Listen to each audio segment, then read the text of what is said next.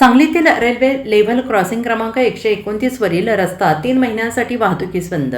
सांगली जुना बुधगाव रोड येथील railway gate क्रमांक 129 दुरुस्तीच्या कामकाजासाठी बंद ठेवणे आवश्यक असल्याने जिल्हाधिकारी डॉ. मैनाक घोष यांनी म्हटलं आहे.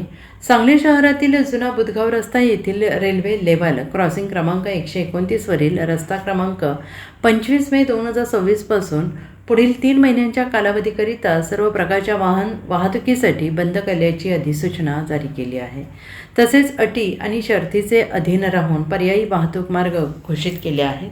सांगली शहरातील जुना बुधगाव रस्ता रेल्वे लेव्हल क्रॉसिंग क्रमांक 129 हा 25 मे पासून दोन्ही बाजूने वाहतुकीस पूर्णतः बंद राहील. त्यासाठी कामाच्या ठिकाणी दोन्ही बाजूंना मोठ्या आकाराचे माहिती आणि दिशादर्शक फलक, रेडियम रिफ्लेक्टर, ब्लिंकर्स, बॅरिकेड्स आणि गतिरोधक लावणे, पर्यायी रस्त्यांच्या दोन्ही बाजूंना महारेल ठेकेदारांनी 24 तासांसाठी सुरक्षा रक्षक नेमणे, संपूर्ण मार्गावर रात्रीच्या वेळी पुरेशी प्रकाश व्यवस्था चालू ठेवणे आदी अटी आणि शर्ती ठेवलेल्या आहेत. तसेच कामाच्या ठिकाणी कोणतीही दुर्घटना किंवा कायदा सुव्यवस्थेचा प्रश्न निर्माण झाल्यास महारेल आणि संबंधित ठेकेदार पूर्णतः जबाबदार राहतील. आवश्यकतेनुसार त्यांनी शासकीय मानधन भरून अतिरिक्त पोलीस बंदोबस्त घ्यावा असे अधिसूचनेत स्पष्ट करण्यात आलं आहे.